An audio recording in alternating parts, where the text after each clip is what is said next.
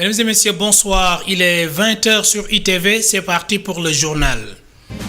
À la une de l'actualité, ce soir, Saraya Harakheina, 6 morts et plusieurs blessés dans un site d'orpaillage interdit d'exploitation. C'est dans le périmètre d'exploitation d'Afrigol.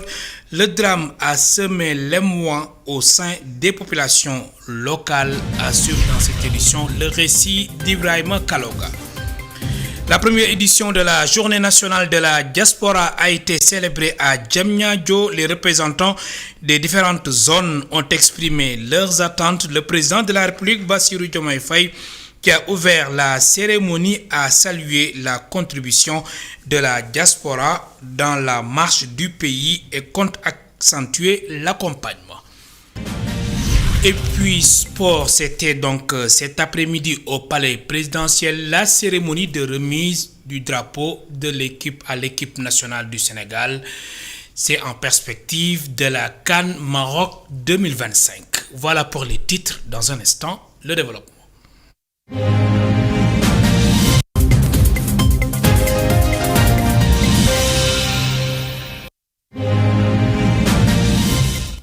Je vous le disais il y a un instant, Saraya Harakheina, 6 morts et plusieurs blessés dans un site d'orpaillage interdit d'exploitation. Le drame a semé l'émoi et la consternation au sein des populations locales, tandis que les opérations de recherche et de sécurisation se poursuivent. N'est-ce pas, Ibrahima Kaloga? 6 morts et plusieurs blessés graves, c'est le bilan provisoire d'un éboulement. Le drame s'est produit aux environs d'1h du matin, du mardi au mercredi, sur un site d'exploitation aurifère à Harakheina, dans le département de Saraya. Selon nos informations, le bilan pourrait s'alourdir. Plusieurs personnes seraient encore coincées dans les trous au moment des faits. Les recherches se poursuivent pour porter secours à d'autres orpailleurs pris au piège. Cet énième accident remet au cœur de l'actualité la question de la sécurité dans les sites d'orpaillage, où des cas d'éboulement occasionnant souvent des victimes sont fréquents. 6 morts et plusieurs blessés graves, c'est le bilan provisoire. À l'instant, Ibrahima Kaloga, notre correspondant permanent à Kédougou. À Thiès, 95 tonnes de produits impropres à la consommation et de drogue incinérées. La cérémonie d'incinération s'est tenue aujourd'hui dans la forêt classée de la cité du Rail, en présence du gouverneur de la région et du directeur régional du commerce. Écoutons Modou Sokhna Thiam, il est le procureur de la République. Il est au micro d'Isidore Alexandre Sen et Samba Fall. Parce qu'il s'agit avec notre diaspora. Parce qu'il s'agit aujourd'hui de procéder à l'incinération d'importantes quantités de drogue saisies par les différentes unités qui opèrent au niveau du ressort judiciaire de Thiès. Pas uniquement un acte matériel, mais il s'agit aujourd'hui de magnifier le travail colossal abattu par les différentes forces de défense et de sécurité qui ont fait preuve d'engagement, d'abnégation pour aujourd'hui qu'on puisse ensemble constater le résultat qui est la saisie de ces importantes quantités de produits. Aujourd'hui, il est question de détruire en tout et pour tout 95 tonnes de produits impropres à la consommation. Il s'agit entre autres de 5 tonnes de stupéfiants, le chanvre indien et toutes les autres formes de drogue. Il s'agit aussi d'incinérer les faux médicaments, mais surtout des produits impropres à la consommation humaine, allant du son de blé, des produits alimentaires et autres produits. Et ce qu'il faut aujourd'hui magnifier, c'est cette synergie d'action des différents intervenants, que ce soit la douane ici présente, la police, la gendarmerie, les services d'hygiène et le service du commerce. Cette synergie d'action aujourd'hui a permis d'aboutir à ces résultats et cela, ce n'est que l'aboutissement du travail que toutes ces unités font du début et l'aboutissement c'est l'incinération aujourd'hui. De la détection, de la saisie, de la conservation à la destruction. Tout cela pour vous dire aujourd'hui que c'est une journée qu'on doit aujourd'hui dédier aux forces de défense et de sécurité pour leur engagement et la lutte qu'ils mènent pour la sauvegarde en tout cas des intérêts des populations, mais surtout des questions de santé publique qui nous interpellent. L'objectif et l'une des missions du parquet, c'est de poursuivre les délinquants, de quelque nature que ce soit. Je vous le disais en titre, la première édition de la Journée nationale de la diaspora a été célébrée à Diamniadio. Les représentants des différentes zones ont exprimé leurs attentes. Le président de la République, Bassirou Diomaye Faye, qui a ouvert la cérémonie, a salué la contribution de la diaspora dans la marche du pays et compte accentuer l'accompagnement. Je propose d'écouter Bassirou Diomaye Faye, président de la République du Sénégal. Ces propos sont recueillis par notre correspondant permanent à Rufisque, Babacar Seck. Avec notre diaspora, la vision est claire. Nous voulons bâtir un partenariat inclusif, durable et mutuellement bénéfique, en établissant un cadre de dialogue permanent et dynamique. En choisissant le thème diaspora sénégalaise, levier de transformation du pays, j'ai voulu réaffirmer solennellement la place stratégique que j'accorde à nos compatriotes établis à l'étranger. Au-delà de la reconnaissance officielle, c'est un engagement à renforcer les liens entre la nation et sa diaspora, à valoriser son apport dans le développement de la nation et à mieux intégrer ses aspirations dans les politiques publiques. Ce thème est d'une actualité et d'une acuité particulière dans notre contexte, au regard de son arrimage dans l'agenda national de transformation Sénégal 2050 que nous avons adopté comme feuille de route de long terme de notre nation. En effet, notre référentiel des politiques publiques accorde à la diaspora une place de choix dans la construction d'un Sénégal souverain, juste, prospère et solidaire. Il nous invite à une réflexion essentielle sur la place de la diaspora dans le développement national. Domaine industriel de Diamniadio, l'usine d'assemblage de véhicules destinés aux forces de défense et de sécurité a été officiellement inaugurée hier dans l'après-midi. Cette unité industrielle est appuyée par l'État du Sénégal à travers le Fonds 6, comprenait le Fonds souverain d'investissement stratégique. Le chef de l'État qui a présidé la cérémonie a rappelé la nécessité pour le Sénégal d'avoir une souveraineté et une autonomie stratégique. Bassirou Diomaye Faye, président de la République du Sénégal, est toujours au micro de Babacar Seck.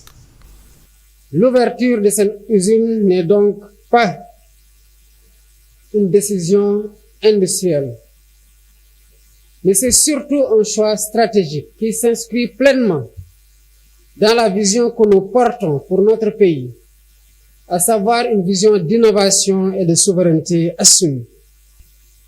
Mesdames et messieurs, cette usine est un investissement dans la sécurité de notre pays, car les véhicules militaires tactiques assemblés ici à Diamniadio auront un effet concret sur l'engagement opérationnel de nos forces de défense et de sécurité.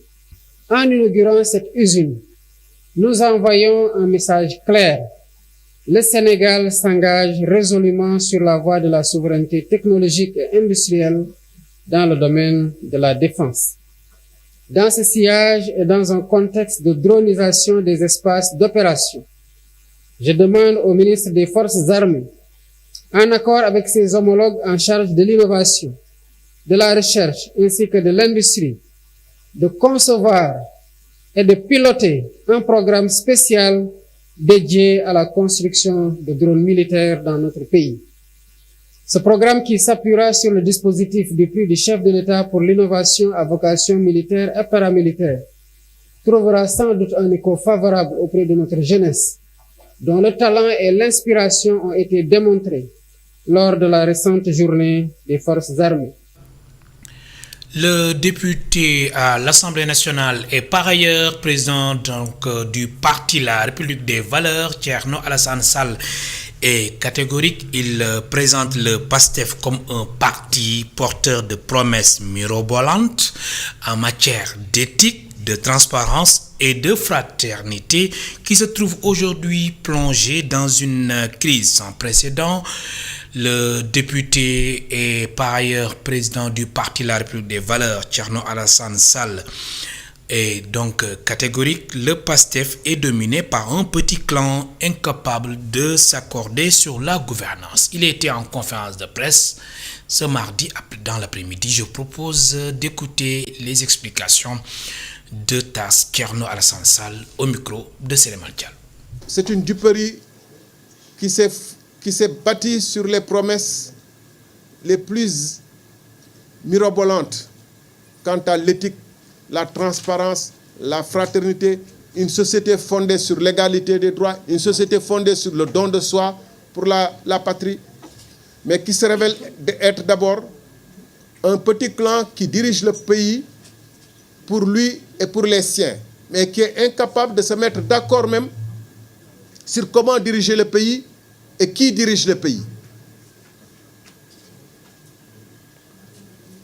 Sans honte, ni face au sort des Sénégalais, à l'espoir suscité dans le cœur de milliers de Sénégalais, voire de millions de Sénégalais, et peut-être même au-delà du Sénégal, en Afrique. Il y avait beaucoup de Sénégalais, d'Africains qui regardaient l'aventure de PASTEF avec une certaine espérance et qui croyaient que quelque chose de grand, de bien, de beau, qui puisse être un modèle pour l'Afrique, allait naître de cette aventure. Mais ils se rendent compte que ça a accouché d'une monstruosité. D'abord une monstruosité au sens que jamais un État, l'État du Sénégal, qui a été un modèle de stabilité, de gestion correcte, malgré toutes les vicissitudes de notre histoire, on est resté debout. C'est la première fois que pendant plus d'1 an, une guerre larvée, ouverte, éhontée, une minable guerre de chefs s'installe entre les deux têtes de l'exécutif. Pourquoi? Non pas pour le bonheur des Sénégalais, non pas pour le devenir des Sénégalais, non pas pour le changement du mode de vie des étudiants, mais simplement pour qui exerce la réalité du pouvoir et qui sera candidat en 2029. Et comme je le dis souvent en répétant ce vieil adage connu, les hommes d'État s'occupent des générations futures, essaient de construire, de bâtir, de proposer des projets exaltants qui mobilisent le peuple et qui puissent amener le peuple vers une aventure merveilleuse. Mais les hommes, les politiciens s'occupent de leur propre carrière, prochaine élection.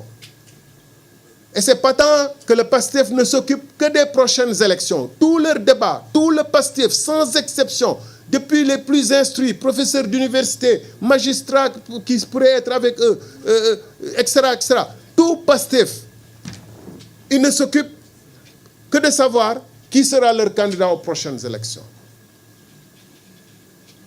Jamais l'adage qui dit que les hommes d'État s'occupent des prochaines générations, font des sacrifices sur eux-mêmes, renoncent à leurs privilèges, sont prêts à diriger le peuple vers un chemin de sacrifice pour que les générations futures puissent trouver un autre pays. Poule judiciaire financier, les auditions de Farba Ngom et de Tahirou Sarr ont été bouclées cet après-midi. Leurs avocats en ont profité pour déposer une nouvelle demande de liberté provisoire sur la table du juge d'instruction. Selon Maître Baboukar Cissé, nous y reviendrons dans nos prochaines éditions. À Ourossogui, le mouvement Nouveau Sogui, dirigé par le deuxième adjoint au maire, l'absence du maire Moussa Bokar Thiam, selon Sali Mamadou Thiam, la ville Carrefour est laissée à elle-même, pas de projet ni de réalisation concrète.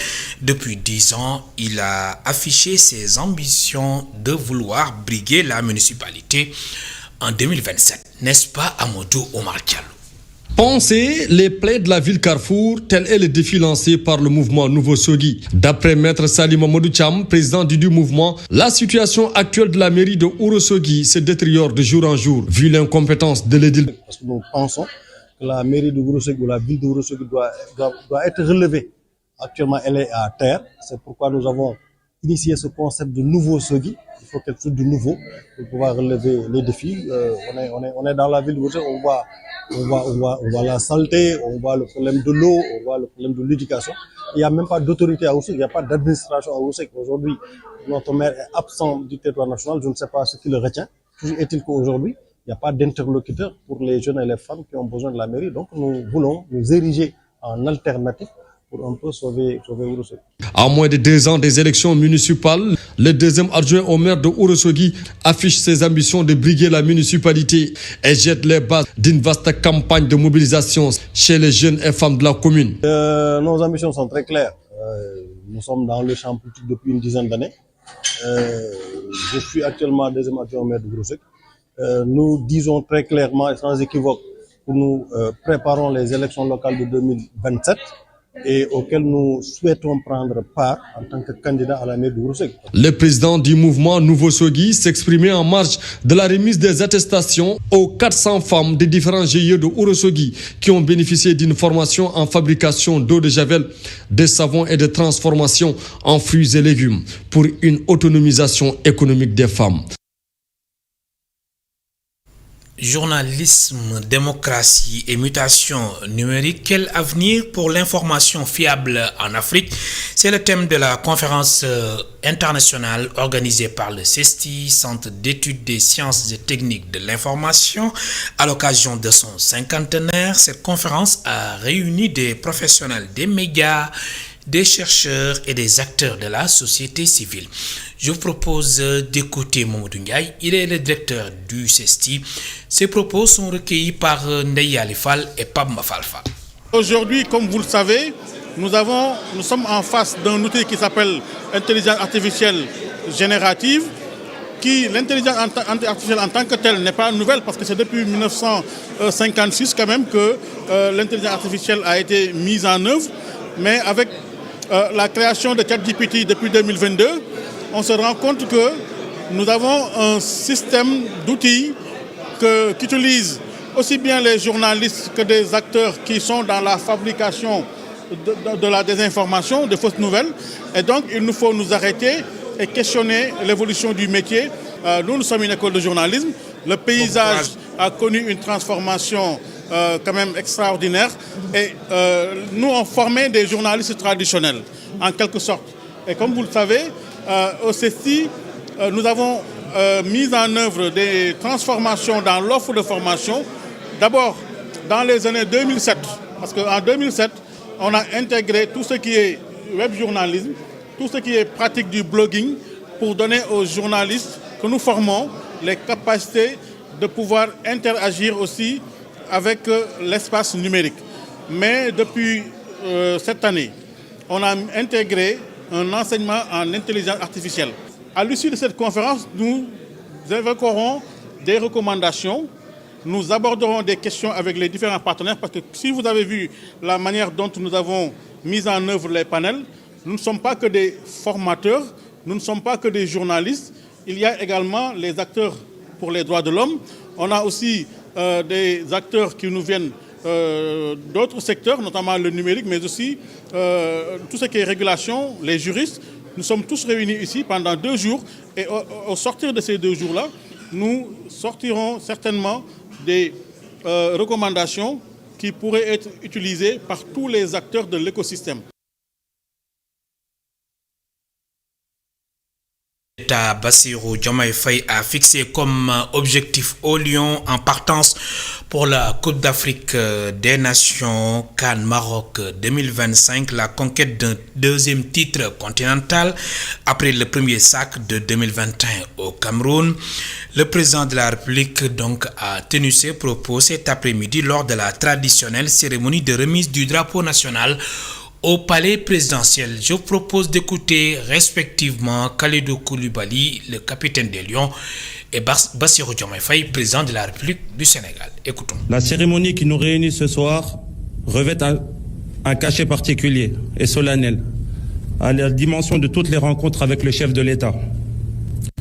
C'est toujours un immense honneur et une fierté légendaire pour nous, joueurs de l'équipe nationale du Sénégal, de recevoir des mains du chef de l'État notre drapeau national, la plus haute marque distinctive de notre pays. Il est le symbole coloré de ce peuple debout qu'est le nôtre, de cette direction que nous suivons communément dans un but et une foi inébranlable en nos capacités, nos croyances, nos valeurs et nos espérances communes. Monsieur le Président de la République, sachez que nous sommes hyper motivés et toujours prêts à répondre à l'appel de notre pays, celui de l'honneur, de la fierté et de la dignité. Nos ambitions, en toute humilité, sont en adéquation avec celles qui vous et votre gouvernement, avec notre pays et sa destinée. Elles sont immenses mais réalisables. Nos ambitions, en toute humilité, resteront dans nos cœurs jusqu'à la fin de notre compétition. C'est avec un honneur empreint de fierté nationale que je procède au nom de toute la nation sénégalaise à la remise officielle du drapeau national à notre équipe de football en route vers la Coupe d'Afrique des Nations Maroc 2025. En cette occasion empreinte de solennité et de symbolisme républicain, devant les représentants des institutions de la République et des différentes couches de la société sénégalaise, j'éprouve une profonde émotion en sacrifiant à une tradition bien connue du mouvement sportif. En vous confiant le drapeau national, la nation vous confie une mission sacrée, porter haut les couleurs du Sénégal, défendre l'honneur d'un peuple uni, écrire une nouvelle page de notre épopée sportive. JOJ de Dakar 2026, la flamme olympique moteur de la mobilisation des territoires. Le comité d'organisation des Jeux olympiques de la jeunesse enrôle ainsi l'administration territoriale, le ministère de l'urbanisme, des collectivités territoriales et de l'aménagement des territoires à initier une rencontre d'information avec les collectivités territoriales hôtes du relais de la flamme olympique. Le point avec Catherine Siganou. À l'approche des Jeux olympiques de la jeunesse Dakar 2026, les préparatifs s'intensifient avec la mobilisation des collectivités territoriales autour du relais de la flamme olympique, symbole fort de l'esprit olympique et de l'engagement national. Pour le président de l'Union des associations des élus locaux, ces Jeux olympiques de la jeunesse ne concernent pas uniquement le Sénégal, mais l'ensemble du continent africain. Dakar, le Sénégal va abriter un événement exceptionnel. Dakar 2026. C'est pour la première fois en Afrique qu'un pays accueille vraiment ces Jeux olympiques de la jeunesse. Je l'ai dit tout à l'heure, nous ne l'organisons pas pour seulement le Sénégal, mais pour l'Afrique. Pour que dire au comité olympique, ils ont eu raison de faire confiance au Sénégal et confiance à l'Afrique. De son côté, la secrétaire générale du comité des Jeux olympiques de la jeunesse a indiqué que la tournée de la flamme olympique marque le lancement officiel des activités festives des JOJ Dakar 2026. La tournée de la flamme pour le COJOJ représente vraiment, comme mon prédécesseur vient de le dire, le lancement des activités festives. Parce que si vous avez pu suivre à travers le monde les événements qui se sont déroulés, c'est la tournée de la flamme qui draine les populations. C'est ce qui justifie aujourd'hui notre rencontre avec les collectivités territoriales qui sont au cœur de l'organisation de cette tournée-là.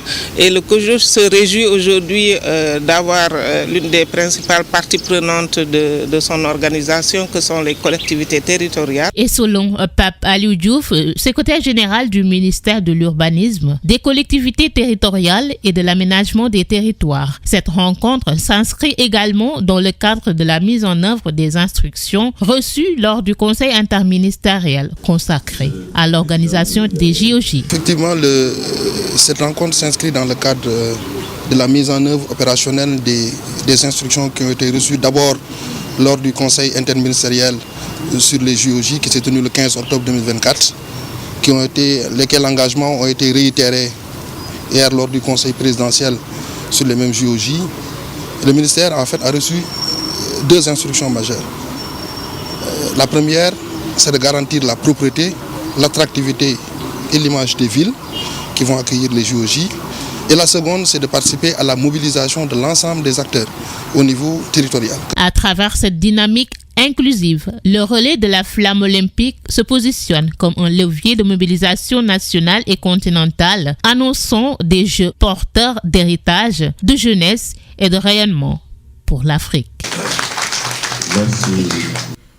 Dans quelques instants, votre émission L'invité de la rédaction. La rédaction d'ITV reçoit ce soir Ali Diagne. Il est le président du mouvement Gorée, grande offensive républicaine économique. C'est la fin de ce rendez-vous avec l'actualité. Merci de nous avoir suivis. Bonsoir.